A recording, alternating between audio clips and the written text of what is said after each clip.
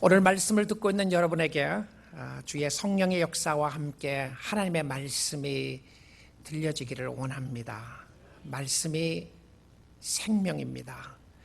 말씀을 통하여 우리 자신을 알아가고 자신을 알므로 말미암아 하나님을 알아갈 수 있기 때문에 그렇습니다. 하나님을 알아가면 알아갈수록 우리는 하나님을 사랑하게 되어 있습니다. 내 구주 예수를 더욱 사랑. 엎드려 비는 말 들으소서. 내 진정 소원이 내 구주 예수를 더욱 사랑, 더욱 사랑. 오늘 이 찬송이 우리의 신앙 고백이 되기를 원합니다. 하나님은 경배의 대상만이 아니라 사랑의 대상입니다. 일반적으로 종교는 신을 사랑하도록 만들어지지 않았습니다. 감히 신을 사랑하는 사람이 어디에 있습니까? 그에게 경배를 하는 이유는 나에게 오는 저주를 거두어가고 나에게 축복을 달라고 비는 대상이 종교였습니다. 그러나 기독교는 하나님이 사람을 사랑했다고 말씀하고 있고 사람들도 하나님을 사랑할 수 있는 사랑의 관계로 우리를 불러주셨습니다. 우리가 감히 천지를 창조하신 하나님을 사랑할 수 있다니 얼마나 놀라운 역사입니까? 하나님은 우리가 아버지라고 부르는 대상입니다. 그러나 또한 하나님은 우리의 남편과 같은 대상입니다. 부부 관계에서 말입니다. 그런데 이 사랑의 관계는 반드시 하나님과의 관계 속에서 형성되는데 하나님은 우리로 하여금 또한 형제와 같고 친구와 같다고 그렇게 이야기를 합니다. 여러분, 일반적으로 관계를 생각해 보게 되면 이런 관계 어디 있죠? 아버지도 되고 남편도 되고 친구도 되고 형제도 되고요. 여러분, 이 모습 속에 나타나는 독특한 모습은 친밀함이었습니다. 가까운 사람들과 교통할 수 있다고 하는 표현이었던 것이죠. 원래 우리는 하나님을 사랑할 수 있는 사람들이 아닙니다. 하나님은 우리를 향하여 적대심을 가질 수밖에 없었고 하나님은 우리를 향하여 진노를 품을 수밖에 없었던 것은 우리가 거룩하신 하나님을 짓밟았기 때문에 그렇습니다. 하나님을 모독했고 하나님을 외면했고 하나님을 떠났습니다. 그러나 하나님께서는 우리에게 다시 오셔서 사랑의 관계로 회복시켜 주시고 이것을 오늘 본문에서 잘 설명해 주고 있습니다. 이 단어를 히브리 단어로 고엘이라고 하는 단어입니다. 고엘. 루키스는 단순히 사랑의 이야기를, 인간의 사랑을 다루기 위하여 주신 책이 아니라 하나님이 인간을 사랑하시는 하나님의 사랑의 이야기였습니다. 자격 없는 자에게 베풀어 주시는 은혜요 사랑이었고 고엘이라고 하는 히브리어 단어는 대속기라는 말입니다. 나를 대신하여 값을 지불하고 베풀어 주는 구속의 사랑이었어요. 그래서 이것을 영어로는 kinsman redeemer이라고 합니다. 그냥 redeemer라고 하는 구속이라는 말을 쓰지 않고 kinsman redeemer라고 그랬어요. 그래서 여기에 나오는 표현은 기업을 물을 자라고 하는 표현이었습니다. 도대체 이게 무슨 말인가? 우리가 룻기서를 이해하면서 굉장히 중요한 단어 중에 하나가 기업을 물을 자에 관한 부분입니다. 예수 그리스도가 우리를 단순히 구속자로 오시는 것뿐만이 아니라 우리의 가까운 친척으로 오셔서 우리를 구속해 주었다고 하는 표현이었습니다. 자, 예수님이 왜 나와 친척이죠? 또 예수님은 왜 우리와 친척이 되어야 하는 것입니까?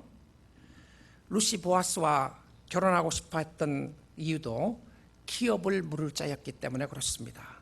어떠한 희생과 대가를 지불하더라도 룻은 반드시 이 일을 이루어 놓아야 합니다.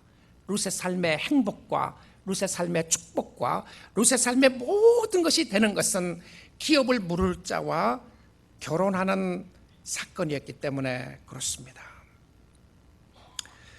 우리가 하나님 앞에 두 손 들고 항복하고 나아가면 하나님은 우리를 결코 이용하지 않습니다. 하나님은 우리의 헌신을 자신의 이익을 위하여 이용하는 분이 아니었습니다. 우리에게 사랑을 베풀어 주는 분이었고 룻이 보아스를 찾아갔던 그날 저녁은 룻은 자신의 모든 것을 걸고 희생하고자 하는 마음을 가지고 찾아갔던 것이었습니다. 보아스는 룻에게 11절에 이렇게 이야기합니다. 그리고 이제 내 딸아, 두려워하지 말라. 내가 네 말대로 다 행하리라. 네가 현숙한 여자인 줄을 나의 성읍 백성이 다 아느니라. 사실 여기까지는 너무 좋았어요. 여기서 끝나고 보아스가 그래, 너가 원하는 결혼을 내가 해주겠다라고 했으면 너무 이야기가 아름답게 끝났을 것 같은데요. 그런데 그렇게 이야기는 시작되지 않습니다. 다 끝났구나 생각을 하고, 그렇게 힘들고 긴 밤이 끝나고 광명의 아침이 밝아오는 거라고 생각할 수가 있었습니다. 그런데 12절에 가서 무엇이라고 이야기를 하죠? 그 밤에 여기서 머무르라. 아침에 그가 기업 물을 자의 책임을 내게 이행하려 하면 좋으니 그가 그 기업 물을 자의 책임을 행할 것이니라. 만일 그가 기업 물을 자의 책임을 내게 이행하기를 기뻐하지 아니하면 여호와께서 살아계심을 두고 맹세하노니 내가 기업 물을 자의 책임을 네게 이행하리라. 아침까지 누워있을지니라 하는지라. 어떤 의미로 생각을 하면 룻이 깜짝 놀라는 모습일 것 같다는 생각이 듭니다. 모든 것이 다 잘 되어가고 있었는데 뭐라고 이야기를 하는 것이죠? 나보다 더 가까운 기업 물을 자가 있다는 것입니다. 자, 그렇다면 도대체 기업 물을 자가 무엇이 그렇게 중요했을까? 아니, 그냥 좋으면 결혼하면 되는 거 아닌가? 사랑하는 사람들과 함께 살면 되는 것이 아닌가? 그런데 왜 기업 물은다고 하는 이 의미가 중요하게 나오는 것인가? 근데 이 말씀 가운데 보게 되면 보아스는 룻에게 기업 물을 자의 책임을 반드시 이행하겠다고 이야기를 합니다. 그러면 기업 물을 자의 책임이 도대체 무엇을 말하는 것인가? 보아스는 이 상황 속에서 룻에게 기업을 물을 자, 킨스맨 리디머로서 내가 무엇을 물은다는 말이었는가? 여러분, 성경을 이해하면서 우리의 대속에 관한 부분들, 우리의 구속에 관한 부분들, 하나님이 나를 대속하시고 구속하셨다고 하는 이 의미가 이 킨스맨 리디머를 통해서 구속이라고 하는 고엘이라고 하는 단어를 통해서 나타난 중요한 의미를 깨닫지 않으면 우리는 복음을 이해하기가 쉽지가 않습니다. 왜 복음이어야 하는가? 왜 예수여야 하는가? 질문하지 않을 수가 없어요. 근데 구약 성경으로 보게 되면 킨스맨 리디머, 고엘이라고 하는 사람이 대속자가 크게 해야 될 세 가지가 나옵니다. 첫 번째는요, 땅에 관한 것입니다. 땅에 관한 것. 이스라엘 백성들에게 있어서는 다른 사람들에게 땅을 사고 파는 것은 금지되어 있었습니다. 이것은 가장 가까운 친척이 이것을 사도록 했어요. 자, 이것이 레위기 25장 23절부터 25절에 나오는 말씀입니다. 토지를 영구히 팔지 말 것은 토지는 다 내 것입니다. 너희는 거류민이요 동거하는 자로서 나와 함께 있느니라. 그러니까 이스라엘 백성들이 가나안 땅에 들어가서 토지 매매를 하지 못하게 했던 것은 형제들끼리 뭘 사고 팔고 하느냐, 다 하나님의 것인데 하나님의 것을 하나님을 섬기기 위해 쓰라고 하는 의미에서 그렇게 했었습니다. 너희 기업의 땅에서 그 토지 무르기를 허락할지니 만일 네 형제가 가난하여 그의 기업 중에서 얼마를 팔았으면 그에게 가까운 기업 물을 자가 와서 그의 형제가 판 것을 물을 것이요. 무슨 말이죠? 너무 가난했던 거예요.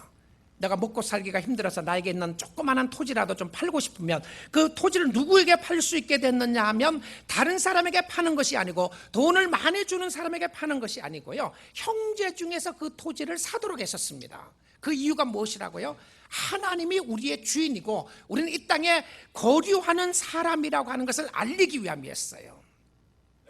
하나님은 자기의 백성들을 사랑하셨고, 그리고 그 하나님은 내가 주인이고 하나님이 주인이시고 우리는 이 땅에 잠깐 왔다가 빌려서 쓰는 사람이라고 하는 것을 이야기합니다. 둘째는 킨스맨 리디머에 있어서 중요한 두 번째 모습은 무엇이었냐면 노예에 관한 부분입니다. 노예에 관한 부분. 이스라엘 사람들은요, 서로가 노예가 되지 못하게 했습니다. 그러니까 아무리 잘나도요, 내가 아무리 부자여도 이스라엘 사람들을 내가 살 수가 없었어요. 왜냐하면 형제였기 때문에 그렇습니다. 서로 형제들끼리 사고팔고 하는 것이 어디에 있겠어요? 서로 형제이기 때문에 내가 잘났기 때문에 나는 너의 주인이 되고 너는 나의 종이 되어야 된다, 그럴 수 없다는 것이죠. 그래서 한 형제라고 하는 의미로 설명했던 것 중에 하나가 노예 삼는 제도를 원하지 않았어요. 아무리 가난해도요, 가족이 부양하게 했지 노예로 사거나 팔거나 하지 못했습니다. 혹시 이방인에게 너무 가난해서 이방 사람에게 팔려갔으면 친척이 그것을 사오도록 했었어요.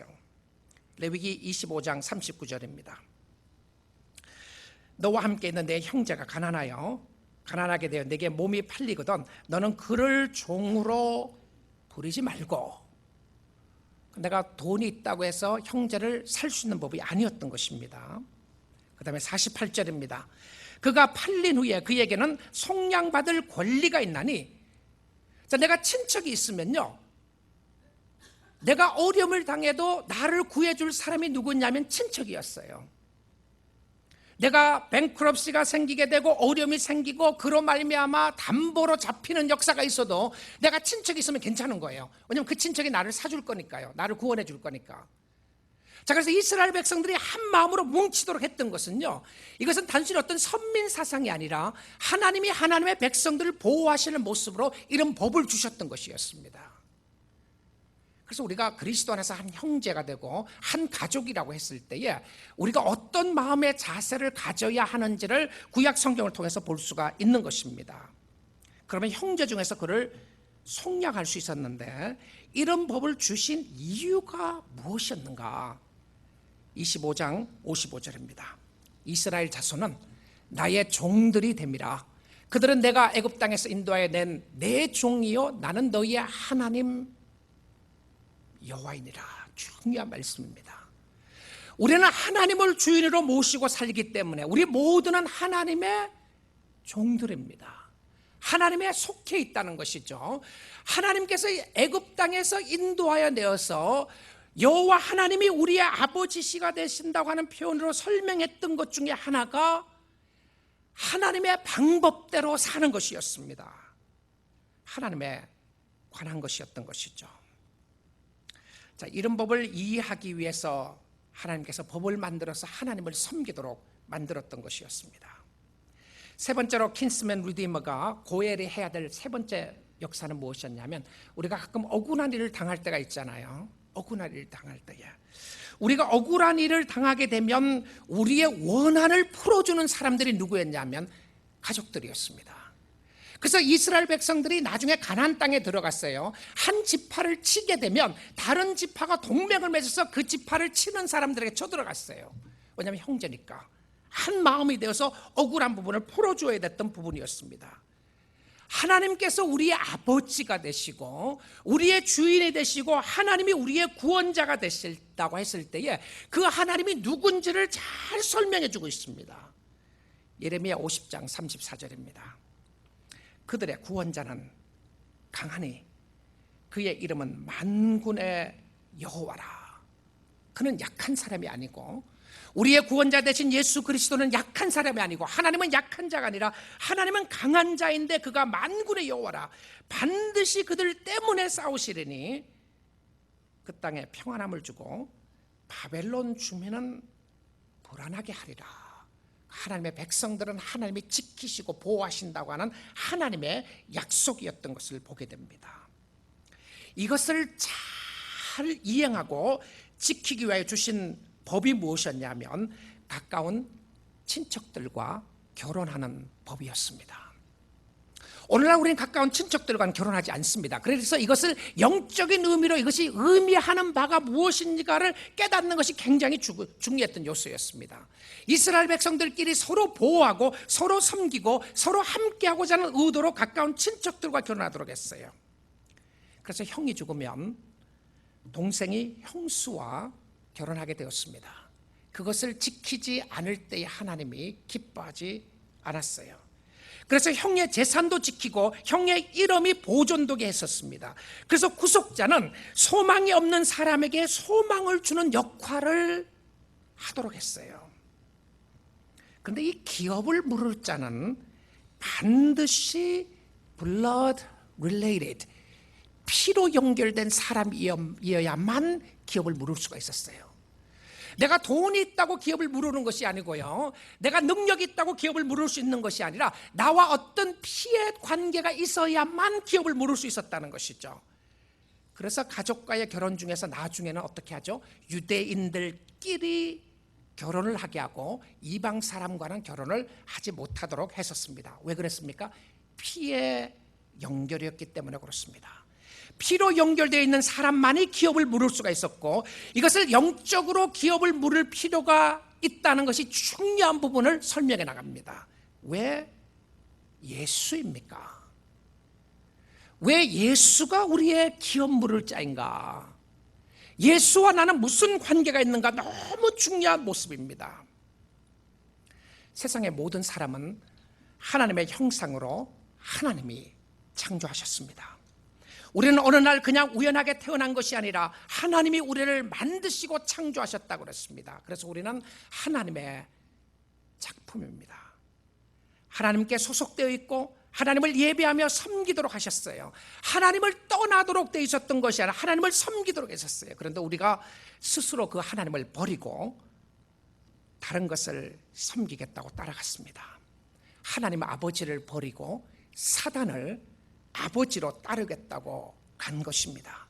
하나님은 그랬습니다. 사단을 따라가면 너는 죽을 것이라고 이야기했는데, 나의 법에 순종하지 않으면 죽을 것이라고 이야기했는데, 사람들은 하나님의 말씀을 듣는 것보다 사단의 이야기가 너무도 달콤하게 들렸습니다.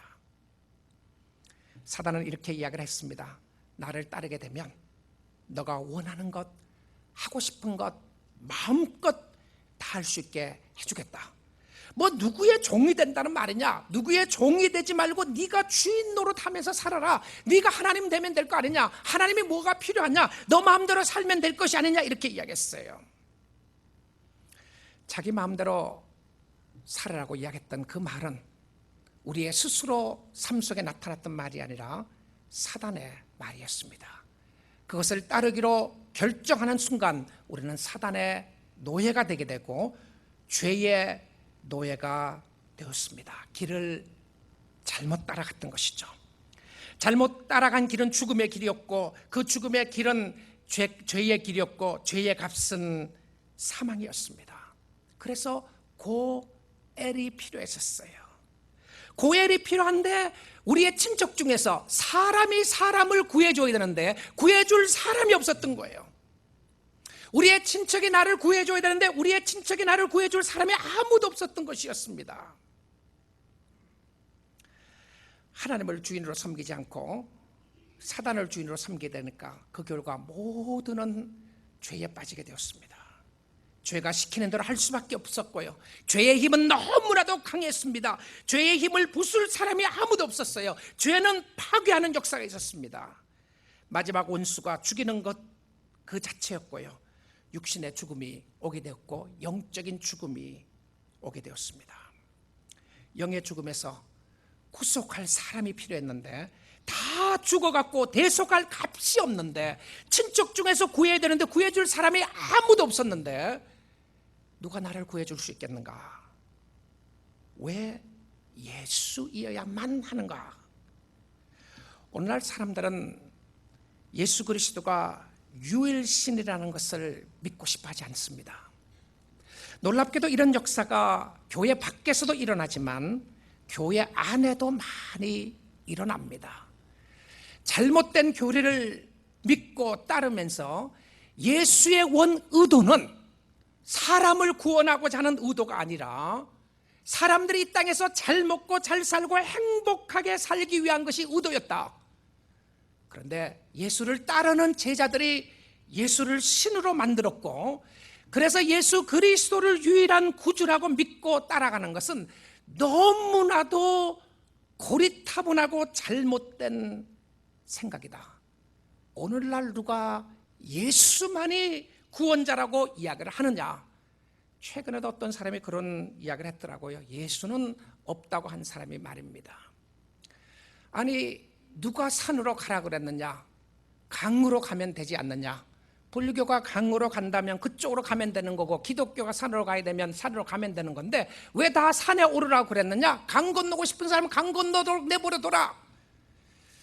여러분, 강을 건너든 산을 오르든 사막을 가든 사실 상관없습니다. 그러나 강을 건너고 사막을 건너든 산을 오르든 그곳이 천국이라면 우리는 가야 할 길이 그 길밖에 없습니다. 다 같이 죽는 길이라면 무슨 의미가 있겠어요? 그 길대로 따라가면 되지 않겠습니까? 세상의 모든 종교는 이렇게 말하고 싶어 합니다. 종교는 다 똑같다고 말입니다. 그러니까 다른 종교 비난하지 말라. 그렇습니다. 종교 비난할 이유가 아무것도 없습니다. 그러나 생명이 예수밖에 없다면 다른 종교를 비난하는 것이 아니라 진리의 말씀은 진리대로 전해야 되고 그것을 믿어야 할 것이라는 사실입니다. 그래서 그런 사람들은 이렇게 이야기해요. 예수의 부활은 진짜 일어나지 않았다. 아니 뭐 진짜 예수의 부활했는지 안 했는지 무슨 상관이 있느냐? 육신의 부활이 뭘 그렇게 중요하냐? 마음으로 믿으면 되는 거지. 여러분 정말 그런가요? 예수의 부활을 믿지 않는다면 우리의 구속과는 아무런 의미가 없습니다. 왜 그런 이야기는 안 믿죠? 공자, 맹자, 석가, 모하메트 다 세상적으로 보면 훌륭했던 사람들입니다. 다 똑똑했던 사람이었고요. 나름대로 우리가 그 사람들을 존경하는 것 나쁜 것 아닙니다. 그러나 그들이 구속자가 될 수 없는 것은 다 죄인이기 때문에 그렇습니다.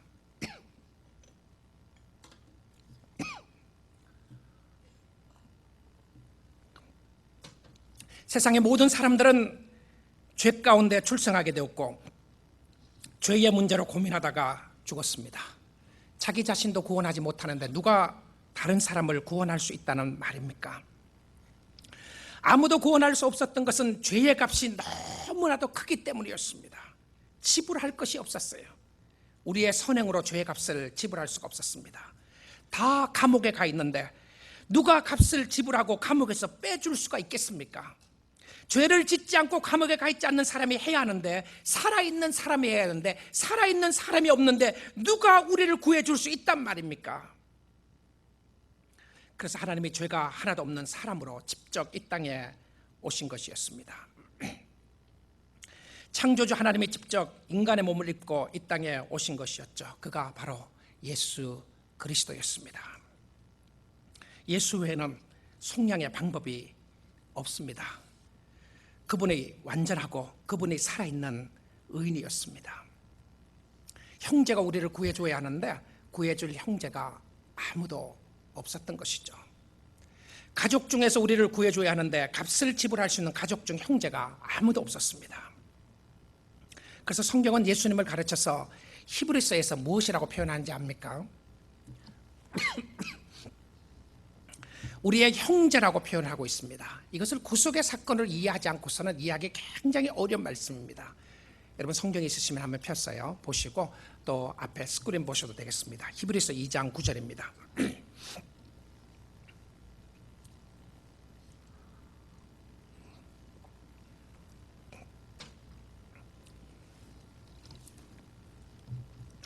오직 우리가 천사들보다 잠시 동안 못하게 하심을 입은 자 곧 죽음의 고난 받으심으로 말미암아 영광과 존귀로 관을 쓰신 예수를 보니 이를 행하심은 하나님의 은혜로 말미암아 모든 사람을 위하여 죽음을 맛보려 하심이라. 그러므로 만물이 그를 위하고 또한 그로 말미암은 이가 많은 아들들을 이끌어 영광에 들어가게 하시는 일에 그들의 구원의 창시자를 고난을 통하여 온전하게 하심이 합당하도다. 예수 그리스도가 구원의 창시자였습니다. 구원의 시작은 그리스도였고 구원의 끝도 그리스도였습니다. 자, 그런데 11절 말씀을 보십시오. 거룩하게 하시는 이와 하나님이고 예수 그리스도라고 볼 수 있는 것이죠. 거룩하게 함을 입은 자들이 우리입니다. 어디서 왔다고요? 다 한 근원에서 난지라. 이 거룩하게 하시는 이 하나님이 예수 그리스도와 우리가 어디서 왔다고요? 같은 뿌리라는 거예요. 같은 뿌리. 그러니까 같은 뿌리니까 하나님이 구원해 주시는데 한 근원을 났으니 그러므로 무엇이라고 부른다고요? 형제라 부르기를 부끄러워하지 아니하시고. 이 히브리서 기자는 우리가 구속의 사건을 생각하면서 예수 그리스도가 구원자로서 우리의 blood related relative라고 하는 거예요. 우리의 형제라고 이렇게 표현합니다. 그런데 다른 데 어디에 구원이 있다고요? 다른 사람이 우리를 구원할 수 있단 말입니까? 한 근원에서 난지라 그러므로 형제라 부르시기를 부끄러워하지 아니하시고 Jesus is not ashamed to be called them brothers. 우리를 바라보면서 형제라고 부르기를 예수님도 형제라고 부르는 것을 창피하지 않았다, 부끄러워하지 않았다는 거예요. 그래서 12절을 보십시오. 이르시되 내가 주의 이름을 내 형제들에게 선포하고 내가 주를 교회 중에서 찬송하리라 하셨으면, 놀라운 말씀입니다. I will declare your name to my brothers in the presence of the congregation. I will sing your praises. 하나님이 우리에게 향해서 뭐라고 그러냐면 You are my brothers. 너희들이 나의 형제다. 그리고는 예수님이 뭐 하세요? 우리의 회중 가운데서, 우리 회중 중에서 노래를 함께 찬양을 부르고 있다고 그래요. 여러분, 예수님은 죽으신 분이 아니십니다. 부활하셔서 우리와 함께 하시고 오늘 우리와 찬양하시며 우리와 동행하시는 하나님인 줄 믿습니다. 또 그가 또 다시 내가 그를 의지하리라 하였고 또 다시 볼지어다 나와 및 하나님께서 내게 주신 자녀라 하였으니 자녀들은 혈과 육에 속하였으며 그도 또한 같은 모양으로 혈과 육을 함께 지니심은 정말 놀라운 모습입니다. 구약의 킨스맨 리디머, 고애를 이야기하는 데 있어서 예수 그리스도만이 우리의 구원자가 되시고 우리의 구주가 되신다고 하는 것을 설명하는 너무너무 귀한 말씀이에요. 우리는 이 땅에 살아나가는 동안 어떻게 잘 먹고 잘 살 것인가? 여러분, 예수 믿으면서 잘 먹고 잘 사는 것이 목적이라면 예수 떠나셔도 됩니다. 여러분, 예수 믿고 나서 건강하게 되는 것이 최고의 목적이라면 예수 안 믿어도 돼요. 의사 찾아가시면 됩니다. 우리는 의사 찾아가는 건 나쁘게 생각하지 않습니다. 좋은 것입니다. 여러분, 예수 잘 믿음으로 말미암아 여러분 부자가 되는 것이 최고의 목적이라면 기독교 안 믿으셔도 됩니다. 예수 안 믿는 사람 잘 사는 사람 많고요. 도덕적으로 선한 일을 하고 착한 일을 하기 위해서 내 마음에 평안을 주기 위해서 예수를 믿는다면 예수 구태 믿을 필요 없어요. 석가 믿으면 되는 것입니다. 여러분 원하는 종교 찾아서 가시면 돼요. 그런데요, 성경은 우리에게 그렇게 이야기를 하지 않아요. 우리는 죽어 있었고 우리는 아무런 관계가 없었고 우리는 영원하게 죽을 수밖에 없었던 우리를 살리시는 역사가 그리스도밖에 없었기 때문에 그가 하나님으로 오셔서 우리를 살리셨기 때문에 이 구속의 사건을 이해하지 못하면 기독교를 결코 이해할 수가 없습니다. 오늘날 예수의 십자가를 버리고 자기 편한 대로 예수를 이야기하면서 예수의 기독교에 대해서 손가락질하면서 우리가 고리타분하다고요. 고리타분해도 좋습니다. 사람들이 기독교를 떠난다고요? 떠나도 좋아요. 99% 떠나도 다 괜찮습니다. 여러분의 기독교를 바로 알면 하나님이 저와 여러분을 통해서 놀랍게 역사하게 되는 줄 믿습니다. 기독교는 세상의 힘을 가지고 세상을 정복하는 종교가 아니었습니다. 얼마나 많은 퍼센티지가 예수를 믿느냐, 지금 미국의 몇 퍼센트가 그리스도를 믿느냐, 사실 그거 그렇게 중요하지 않아요. 왜 그렇습니까? 하나님을 믿는 신실한 자들이 하나님을 사랑하고 섬기고 있는가? 우리 교회에 나오는 출석하는 여러분들이 주님을 사랑하고 주님에 대한 감격과 감사를 알고 있는가? 내가 기독교가 무엇인지를 알고 있는가 아닌가가 너무 중요했던 것을 보게 됩니다. 14절 다시 좀 띄워주십시오. 자녀들은 혈과 육에 속하였으며 그도 또한 같은 모양으로 혈과 육에 함께 지니심은 죽음을 통하여 죽음의 세력을 잡은 자 곧 마귀를 멸하시며 또 죽기를 무서워함으로 한평생 매여 종노릇하는 모든 자들을 어떻게 해요? 놓아주려 하심이라. 킨스맨 리디머가 해야 될 작업 중에 하나가 뭐라고 그랬죠? 종으로 있었던 사람에게 자유를 준다고 그랬습니다. 하나님이 자기 아들 예수 그리스도를 통해서 자유를 주겠다고 약속하고 있는 모습이죠. 이는 확실히 천사들을 붙들어 주심이 아니요, 사실 천사하고 관계없습니다. 예수 믿는 사람 천사와 관계가 없어요. 오직 아브라함의 자손을 붙들어 주려 하심이라. 아브라함의 자손이 누구죠? 유대인들인가요? 아닙니다. 예수 믿는 사람들이었죠. 예수님을 구주로 믿는 사람들이 아브라함의 자손이었고요, 우리가 영적인 아브라함의 자손들이었는데 예수님은 아브라함의 자손들을 붙잡기 위해서 오셨다고 그랬어요. 그러므로 그가 범사에 뭐라고요? 형제들과 같이 되심이 어떻게 됐다고요? 마땅하도다. 마땅하도다. 왜 예수님이 우리의 형제가 되어야 우리를 구원할 수 있느냐? 왜 예수님은 스스로 형제가 되기를 기뻐하셨느냐? 설명합니다. 이는 하나님의 일에 자비하고 신실한 대제사장이 되어 백성의 죄를 속량하려 하십니다. 누구의 죄입니까? 자기 백성들의 죄를 구속하기 위하여 오셨다는 것입니다. 여러분, 예수 그리스도가 우리의 죄를 위하여 오셨다고 하는 이 사건을 마음속에 믿어지지 않으면 우리는 결코 십자가의 사건을 알지 못하면 기독교를 이해할 수 없습니다. 나를 대신하여 죽으신 하나님이신 예수 그리스도가 나를 위해서 죽으신 것을 마음속에 믿어지지 않고 깨달아지지 않고 성경을 통해서 믿어지지 않으면 기독교를 이해할 수 있는 방법이 없습니다. 왜냐하면 그가 시험을 받아 고난을 당하신즉 시험받은 자들을 능히 도울 수 있느니라. 왜 그랬죠? 우리의 형제였기 때문에 그렇습니다. 예수님이 형제였다는 것이죠.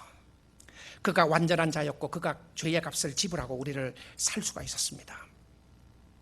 예수님이 우리의 죄 때문에 죽으심으로 우리가 살 수가 있었는데 그는 자신의 죽음의 값을 누구에게 지불했는가? 어떤 사람이 이렇게 이야기하는 사람들이 있어요. 예수님은 죽음의 값을 사단에게 지불했다. 사단에게 가 있었던 우리를 사기 위해서 사단에게 값을 지불했다. 이렇게 이야기하는 사람이 있습니다. 그런데요, 하나님은 사단에게 값을 지불해야 될 이유가 아무것도 없었습니다. 사단은 나쁜 놈이었어요. 사단도 심판의 대상입니다. 사단도 영원히 멸망할 거예요. 사단은 하나님을 구원하고자 하는, 하나님의 백성을 구원하고자 하는 모습이 아니라 하나님의 백성들을 죽이는 역할을 하게 되었습니다. 예수님의 몸값은 사단에게 지불한 것이 아니라 하나님 자신에게 지불했습니다. 아니, 왜 하나님의 자신에게 지불했죠? 죄를 지은 사람을 형벌하는 것은 사단이 아니라 하나님이었습니다. 하나님이 심판주였기 때문에 그런 것이죠. 하나님이 자기를 따르게 되면 생명이요 불순종하면 죽음이라고 하나님이 말씀하셨어요. 하나님은 죄를 심판할 수밖에 없었습니다. 하나님이 공의의 하나님이었기 때문에 그렇습니다. 우리의 죄값은 하나님이 예수 그리스도를 통하여 자신의 공의에 지불했던 것이었습니다. 죄의 모습은 하나님의 진노였습니다. 하나님의 거룩하심을 짓밟았던 우리는 하나님의 진노를 받을 수밖에 없었고요, 그 진노에 하나님의 울음소리만 해도 천지지변이 움직여지는 하나님의 진노였습니다. 그 진노가 쏟아지기 시작하는데 그 진노를 피할 방법이 없었습니다. 그것이 요한계시록에 잘 나오는 모습이죠. 하나님의 진노의 잔이 쏟아지니까 하늘에 별들이 떨어지고 별의 3분의 1이 떨어졌다. 여러분, 하나님의 진노의 모습으로 한 번 하나님이 진노하시니까 하늘의 별이 3분의 1이 떨어졌는데 우리가 무슨 구원을 할 수 있단 말입니까? 우리가 무엇을 할 수 있다는 말이죠? 그런데 그 모든 진노의 잔을 예수 그리스도가 다 짊어지셨어요. 하나님의 저주의 진노를 십자가상에서 예수 그리스도가 다 지셨습니다. 의로우신 예수님만이 우리를 대속할 수가 있었고요, 십자가의 사건은 대속의 사건이었고 십자가의 사건을 알지 못하면 기독교를 이해할 수가 없습니다. 예수의 죽음의 몸값으로 우리를 사게 되었습니다. 형제로서 이 땅에 오셔서 우리를 사시고 우리에게 생명을 주셨던 예수 그리스도의 모습이 있었던 것을 보게 됩니다. 왜 그렇게 하셨죠? 고린도전서 6장 19절입니다. 너희 몸은 너희가 하나님께로부터 받은 바 너희 가운데 계신 성령의 전인 줄을 알지 못하느냐? 너희는 너희 자신의 것이 뭐라고요? 아니라고 되어 있습니다. 너희는 너희 자신의 것이 아니다. 성령께서 우리를 사주셨다라고 이야기합니다. 그런데 여러분, 예수를 믿고 난 이후에 내가 아무렇게나 살아도 상관이 없다고요. 천국 가면 되지, 내가 이 땅에서 아무렇게나 살아도 상관없다고요. 결코 그럴 수 없습니다. 결코 그럴 수 없어요. 우리는 우리 마음대로 살도록 부름받은 것이 아니었고요, 우리는 하나님께 속해 있는 하나님의 종들이었고 하나님의 사람들이었습니다. 하나님의 종들이 하나님의 말씀을 듣지 않고 세상의 이야기만 듣고 세상만 따라간다면 우리가 어떻게 하나님의 종이라고 말할 수가 있겠습니까? 우리가 값으로 산 것이 되었으니 20절입니다. 그런즉 너희 몸으로 하나님께 영광을 돌리라. 우리는 우리 것이 아니고 하나님이 값으로 산 것이 되었습니다. 왜 사셨죠? 하나님의 형제니까, 하나님의 자녀였으니까. 자기의 삶을 주어서라도 우리를 리디임할 수밖에 없었던 것은, 우리를 구속할 수밖에 없었던 것은 하나님의 은혜의 역사였던 것을 보게 됩니다. 그래서 구원의 작품은 전적인 하나님의 일이었습니다. 하나님이 시작하셨고 하나님이 완성하여 주실 것입니다. 왜 그런가요? 우리가 할 수 있는 것이 아무것도 없었습니다. 우리의 의는 더러운 걸레와 같은데 무슨 우리의 의를 가지고 하나님 앞에 도움되겠다고 내놓겠습니까?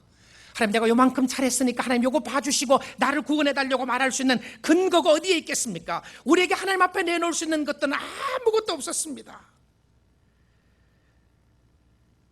왜냐하면 하나님이 하신 구원이었고 하나님이 이루신 것이었기 때문에 그렇습니다. 그러나 우리에게 하나님이 요구하시는 것이 있다면 하나님의 일을 믿으라고 하는 믿음의 역사였습니다. 믿음의 역사였어요. 자, 우리 오늘 본문 말씀 18절에 돌아와서 루스의 사건을 다시 한번 보기 원합니다. 18절입니다. 이에 시어머니가 이르되 내 딸아, 이 사건이 어떻게 될지 알기까지 앉아있으라. 그 사람이 오늘 이 일을 성취하기 전에는 쉬지 아니하리라 하니라. 여러분, 유대인들의 생각 속에서는요, 안식일에 일하는 사람이 딱 한 사람이 있었다고 생각했습니다. 아무도 안식일에 일을 못하는데 안식일에 일하는 사람은 하나님 한 분만은 안식일에도 일한다고 이렇게 생각했어요. 그래서 예수님이 뭐라고 그랬냐면 아버지께서 일하는 것처럼 나도 일한다 그랬죠.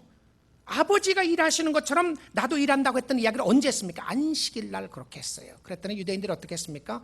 당신은 참남하다. 그럼 네가 하나님이냐? 이렇게 이야기했던 것이었습니다.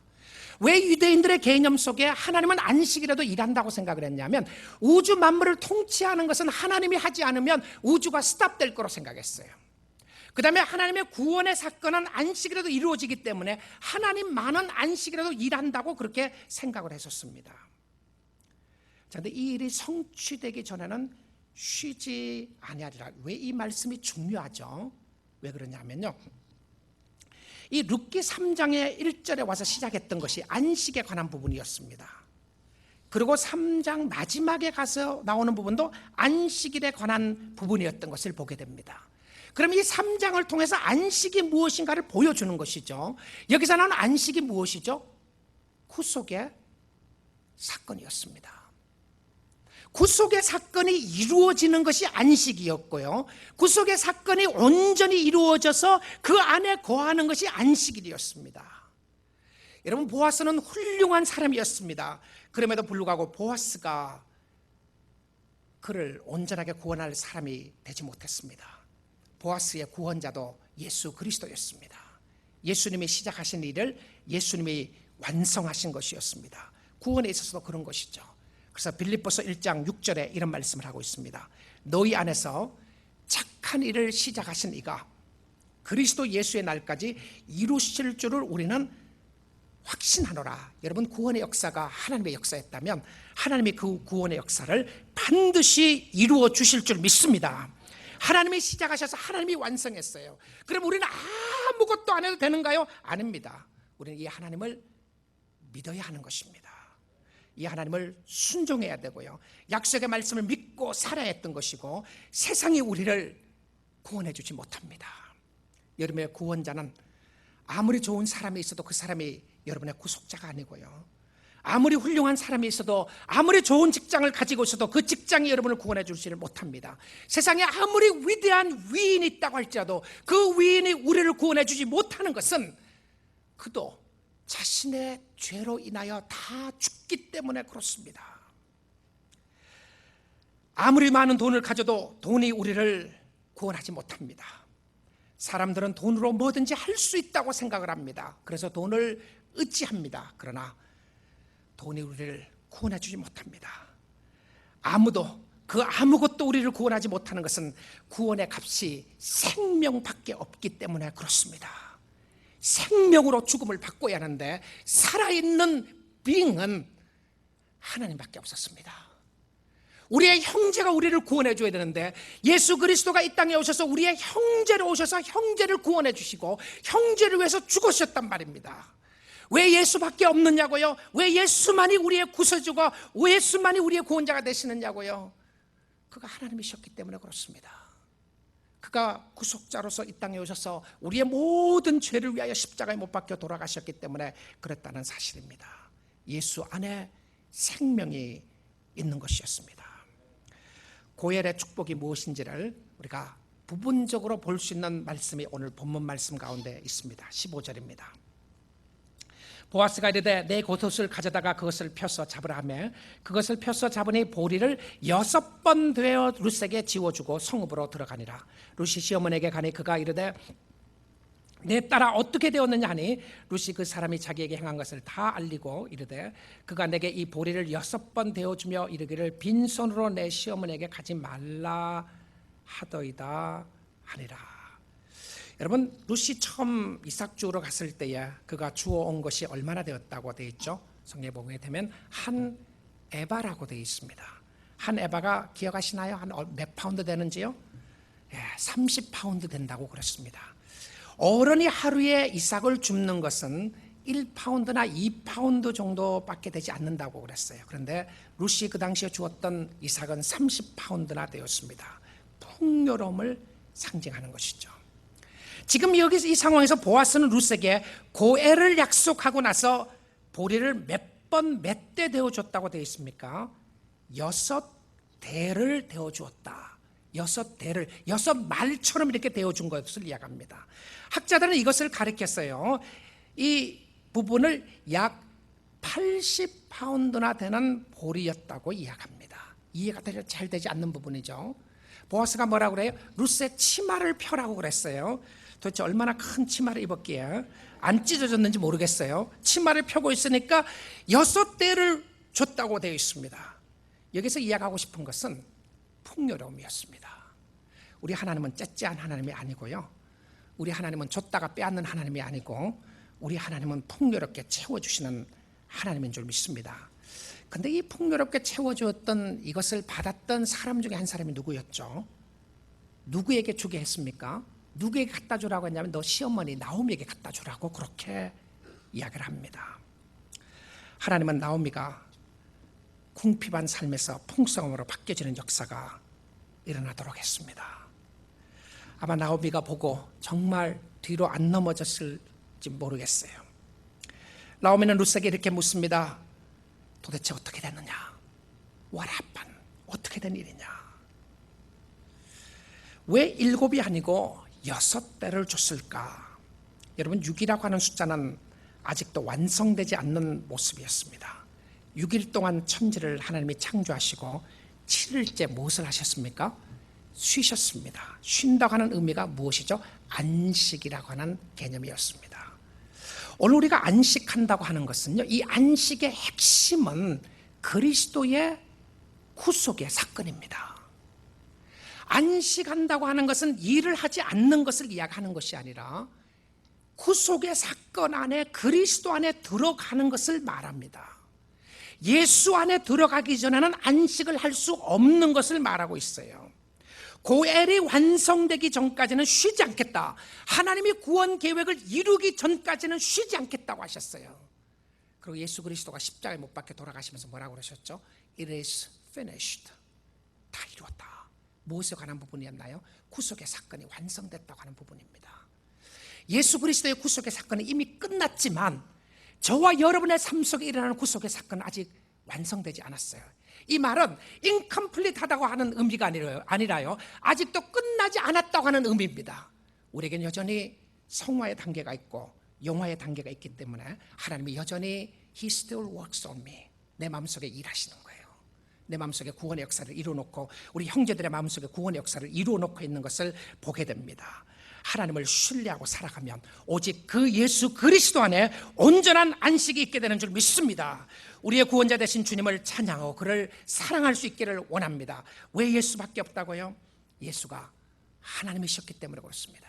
예수만이 하나님의 아들이었고요, 십자가의 구속 사건 외에는 구원의 소식이 세상에 없기 때문에 그렇습니다. 이 소식, 아름다운 구원의 소식을 증거하며 또 사랑하며 주님을 섬길 수 있기를 주님의 이름으로 축복드립니다. 그 누구도 그 무엇도 여러분의 삶을 완전하게 만들어줄 것은 없습니다. 여러분의 삶의 완성은 바로 예수 그리스도인 줄 믿습니다. 예수님 사랑하시고요, 예수 앞으로 나올 수 있는 역사가 있기를 주님의 이름으로 축복드립니다.